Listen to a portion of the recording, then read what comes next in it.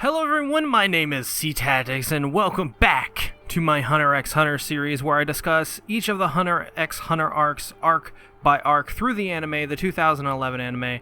So if you're watching along with me, you can discuss it. Today we're going to talk about the Zoldyck family arc, which is not an official arc. It's hardly an arc to begin with, but since it's actually really hard for me to find time to watch Hunter x Hunter sometimes, I thought that this would just be a good way to tide you guys over until I get a nice big juicy episode, which will happen sooner than you probably think it would. So if you don't already know, you probably shouldn't be watching this series for in-depth breakdown and theories. This is more of like, I don't know, kind of like a vlog or like discussion. So if you want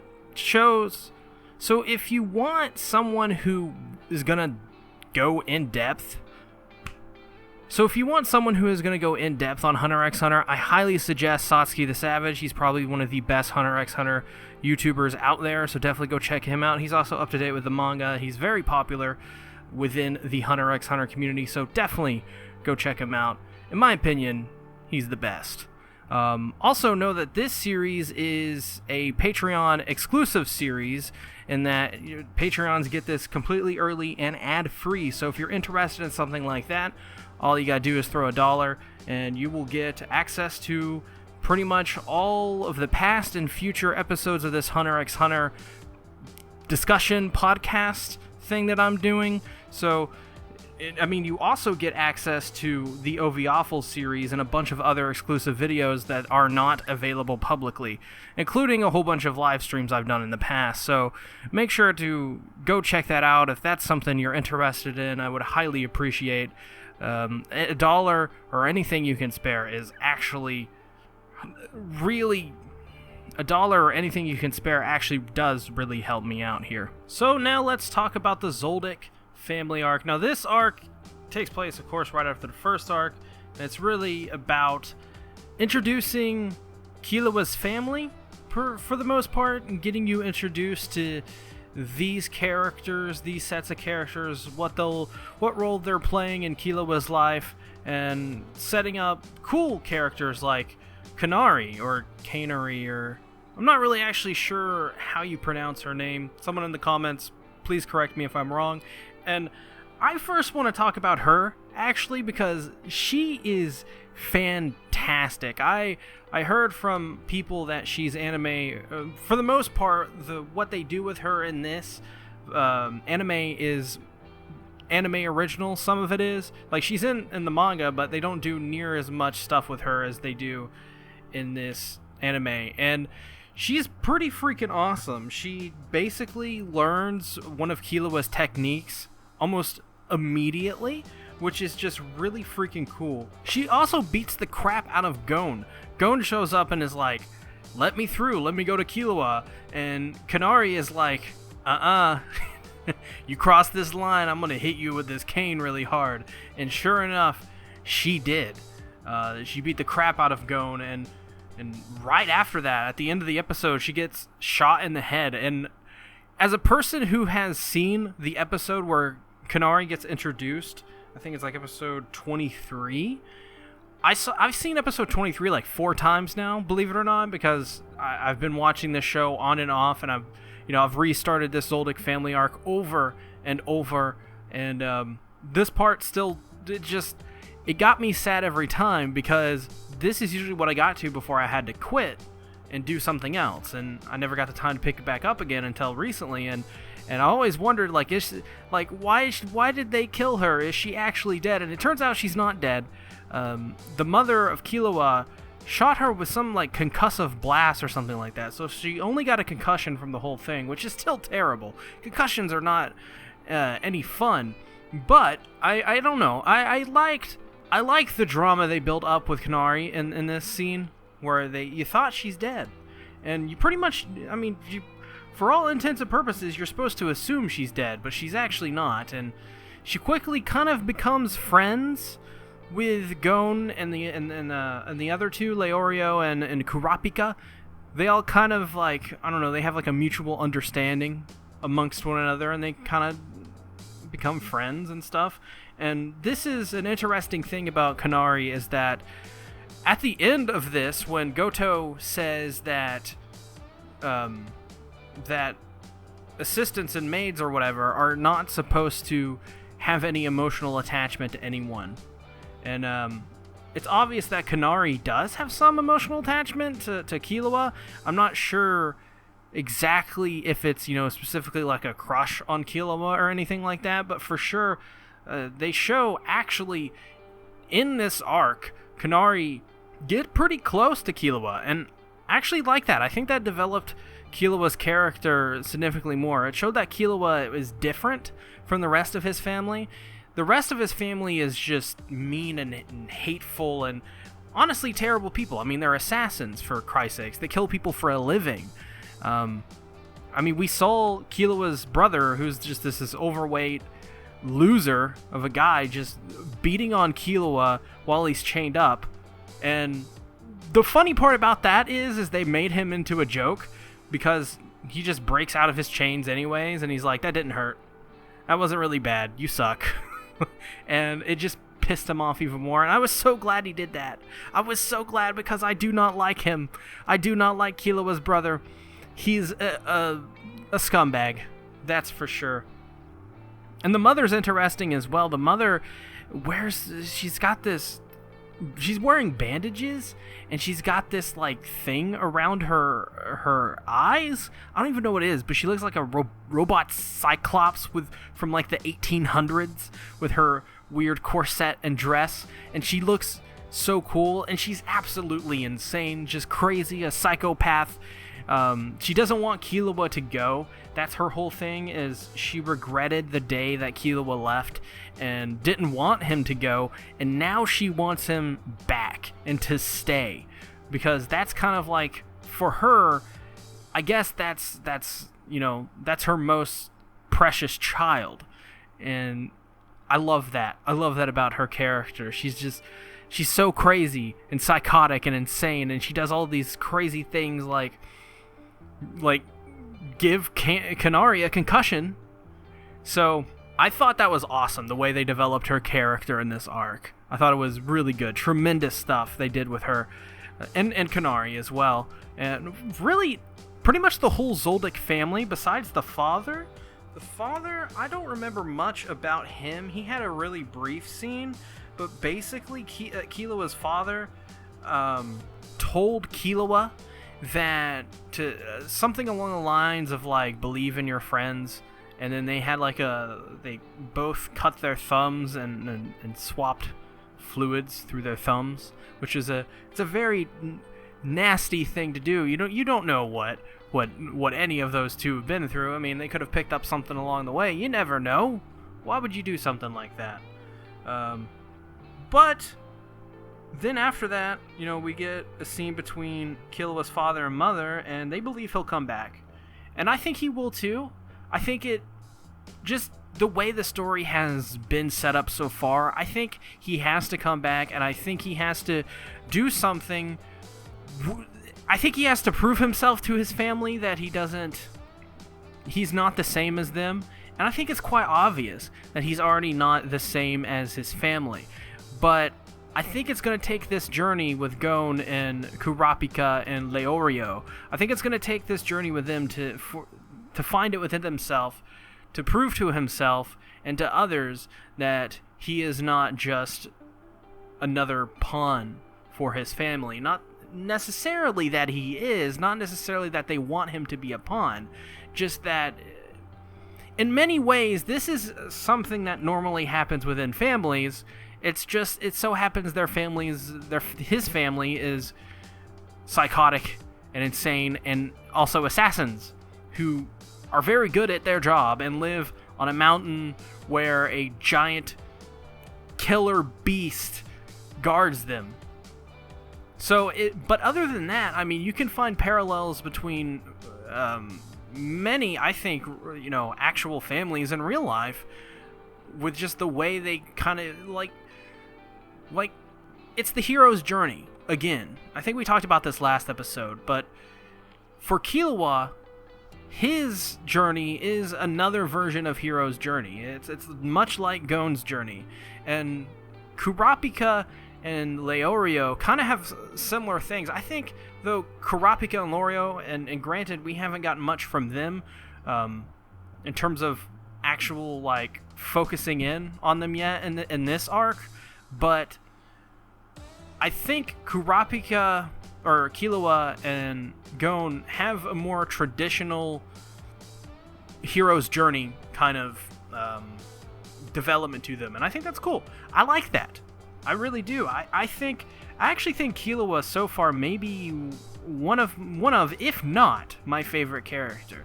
I think it's between him and Gon, and I'm really excited to see what they do with Kurapika and Leorio, just for the simple fact that I think Kurapika probably has an awesome revenge story in there, and as well Leorio. I think Leorio, after this arc, especially at the end of this arc, when Leorio says he became a hunter to deal with some of the exam costs as well as his other reasons, he still wants to become a doctor, a surgeon, or whatever. I can't exactly remember what he wants to be. I always forget exactly what he says or what the term is, but basically like a doctor of some sort. And I like that. I like that about Leorio, and I think especially Leorio's, hopefully he has an interesting character. Going back to episode 22, right after the last arc ends and this new arc begins, they go to find Killua at his house, and they come upon this door, and I loved this episode. I don't know, maybe it's because I've seen it like a million times. I've seen this episode like 6 or 8 times. Not even joking. The other one's less, but I've seen them. I've seen episode 22 like 6 or 8 times. 23, 4? I think 4. 24, 2. And then 25 I haven't. I've only seen once. But episode 22, I love this episode because this whole thing is about establishing really these beasts, these things. Miki, I believe, is what this one is called, and they establish Miki and set up Miki so well.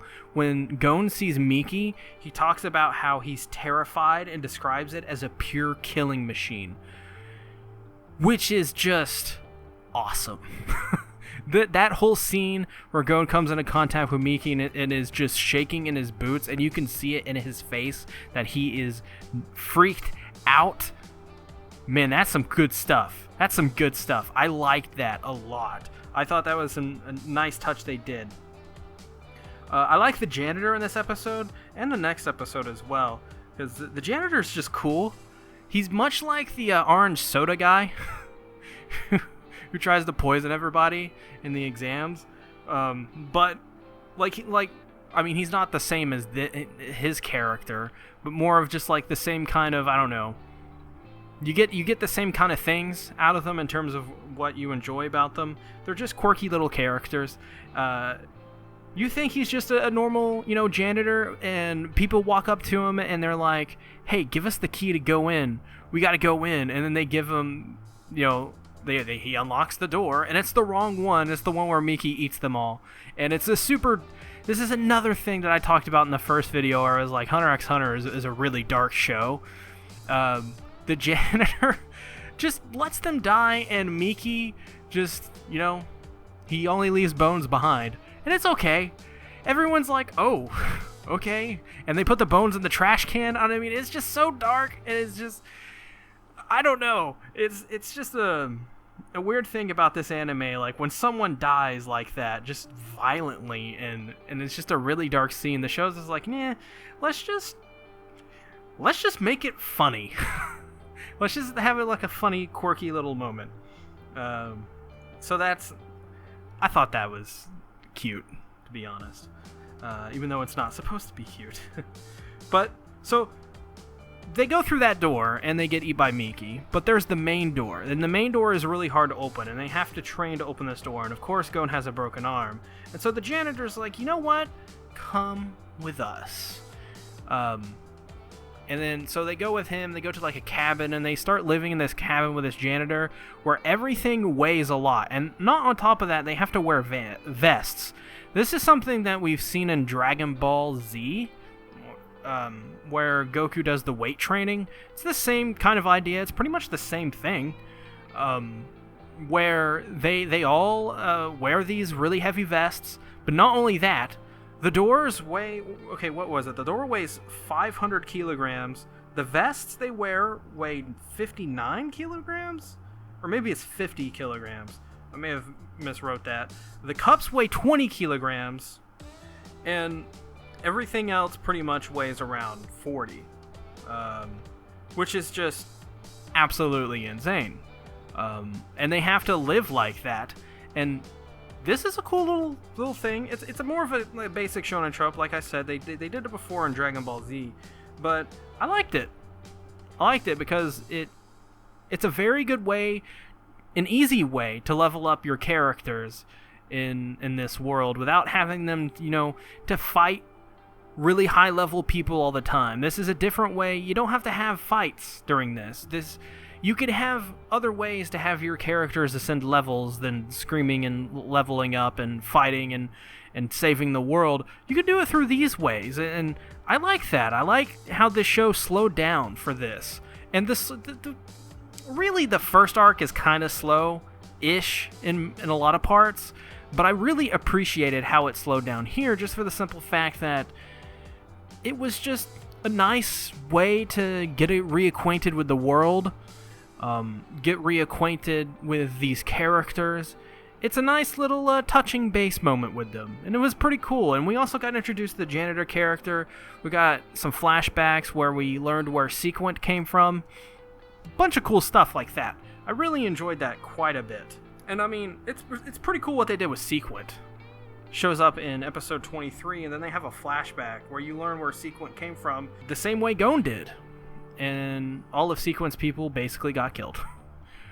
And Canary was basically a kid at this time, and she took them all out. I think she was also new as well. Also, we got some cool stuff in episode 24 with Killua telling that if his brother touches any of them, in regards to Gon, Kurapika, and Leorio, that he's going to kill him. And I believe Killua, because his name has kill in it. We also get introduced to, I guess, Killua's grandfather, where he has on his shirt, it says 1 kill per day. It's been a while since I've seen this episode. About a week and a half at the time of this recording. And I like that. I like this guy's character already. He's much like the other Zoldyck family, where he's kind of like a crazy person. But his shirt says 1 kill per day, so I assume he goes around killing at least one person per day. That's ridiculous. That's insane. That's such an awesome way to develop that character. You know immediately what to expect from that character without even knowing anything else. It's cool. It's awesome. I really like that. The way they did that was so well done. I think it's awesome. This show in particular does a lot of show, don't tell. And of course, you can't have a whole show be show and don't tell. You have to have a balance of both. So you have to have a tell don't show and a show don't tell. It's just you have to figure out how to use those two things to help one another create a better show. This show in particular, I find, at least so far, it may get worse or it may get even better down the road. I'm not sure. I don't know what to expect from this part. But this series is pretty good at show, don't tell. For a lot, this arc especially, is a lot of showing and not telling. I mean, they show you what the inside of this mansion looks like. It's dark, it's murky, bunch of chambers where torture happens. We see the mother who looks like a crazy psycho. You don't have to show me anything else. You don't have to tell me, actually. You don't have to do anything. As soon as I see Killua's mother, I know something's up. Canary learned her silent technique from Meteor City, which a Meteor City was apparently the city in this world that was erased from existence, and now apparently you're just allowed to dump anything in Meteor City, probably because it's erased from existence. So I assume we'll get there eventually because they talk about the Mafia and the Phantom trope, how they hang out there, which, or the troop. There's an E at the end. I'm not sure how to pronounce that. And I watched this in Japanese, so I'm not... Well, I watched the first arc in actually English. It just depends. It depends on where and when I'm watching Hunter x Hunter, what language I'm watching it in. But this Meteor City stuff is pretty interesting. I'm glad Canary brought this up. I'm glad they brought this up in the show. It makes me wonder if we're going to go to Meteor City, and I think we are. I think we're going to Meteor City eventually, and when we go there, I'm pretty excited for the simple fact that this has been a city that's been explained as something that was just completely leveled and erased from existence. So I wonder if they're going to talk about Meteor City before it was flattened and erased from existence, and if so, maybe Meteor City had some importance in this world before, and now that it was leveled, or hey, maybe the Mafia or the Phantom Troop, maybe they leveled it, and they did it for a specific reason, to gain power. Something cool like that. I'm really excited, actually, to see where this Meteor City stuff is headed. Just because. I think it's really cool. This is an aspect of Tell Don't Show. They didn't show Meteor City. And I think that, well, they showed it a little bit, but not what it is now, I guess. And this was an example of them telling rather than showing you. And like I said, they did, show you, but it wasn't much, and it was good. What they told us made me think about a little of what I saw, and it made me want to know more about Meteor City. And also, it's pretty cool that Canary, I guess as a child, went to Meteor City. She was in Meteor City, and she learned her technique there. So maybe there's more powerful people there where, the gang can go and learn more techniques to get more powerful. That would be a pretty cool thing. So, by the way, if you're watching and following along, just so you know, episode 26 is filler, if you can't already tell, for the fact that it's a freaking recap episode. So I was duped on that because they got the letter, and I was like, ooh, they got a letter. Wonder what this could be. And I watched it for 5 minutes. I'm like, this is just a recap episode. I got bamboozled. Then episode 25, which is called Can't See If You're Blind. I like that. I like that title. So basically, it's just they get back together. And we see Killua talk to...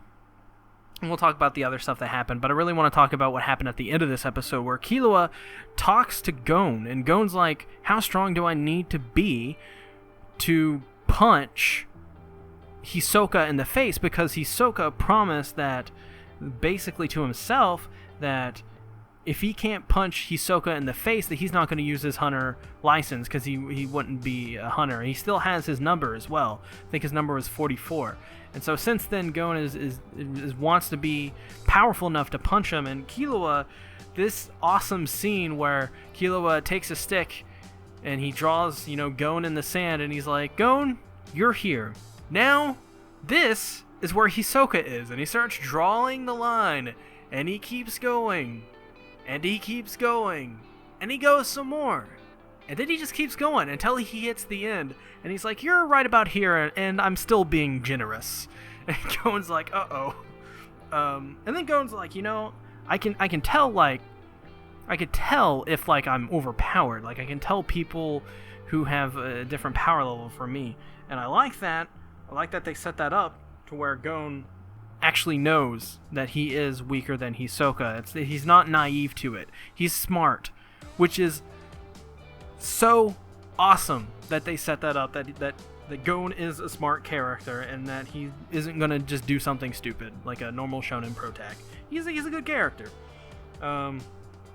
Before that, they talk about the coin technique that Goto used. So Goto had 2 coins, and every time it made it seem like he landed, the coin landed in the left hand, when in reality it was a sleight of hand trick where he dropped the coin down into his wrist and then showed them. And he was using this technique the whole time when they were playing the small game waiting for Killua. And it makes me... So I think what we're supposed to get from this scene is that Goto used the trick of sleight of hand to make it seem like it was in his left hand the whole time. Probably to maybe... I'm not sure. Because he says at one point they're not supposed to have any attachments to anyone in the household. Like any emotional attachments. But what this seemed like is Goto basically letting Gon, Kurapika, and Leorio know that you're okay to let Gon or Killua travel with you. So I think that's what we're supposed to get from this scene, is that Goto approved, and it was totally okay with it, and that also that he has an emotional attachment to Killua, which he's not supposed to have. Which is an interesting thing. Now we've seen possibly 2 characters now have an emotional attachment to Killua. We've seen Canary have one, and we've seen Goto probably maybe have one. We don't know for sure yet, but I'm pretty sure he does. So that's an interesting little thing. It seems like, yeah, there's rules in place for this, but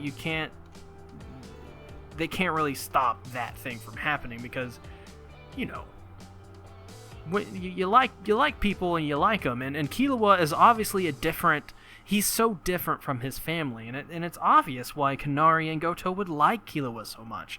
It's because he's different, because he doesn't want to be like his family. Yeah, so I mean, another cool little moment in episode 25 is when Gon cuts his eye to reduce the swelling. I like that nice little touch. It's touches like that which I think are awesome. And we finally learn that Hisoka will be in Yorknew on September 1st. So what they're going to do is, until then, they're going to get some money and, you know, get some experience and I guess train some. And until then, they're going to confront Hisoka, which is awesome. So that was about 33 minutes, something like that. Or 30 minutes of me talking about Hunter x Hunter, the Zoldyck arc, which is not even an official arc. Like I said, I'm going to continue watching Hunter x Hunter. I'm going to get through this actual official arc, and we'll continue on from there. If you're watching this on YouTube, then you're probably watching this for free, and just know that you can get this ad-free and early on my Patreon by a week or 2. It just depends, maybe even a couple of days, but you will get this ad-free and early, and if not for anything, you will get it ad-free. All you gotta do is check out my Patreon page, and if I offer a lot for $1, so just go check that out if you're interested.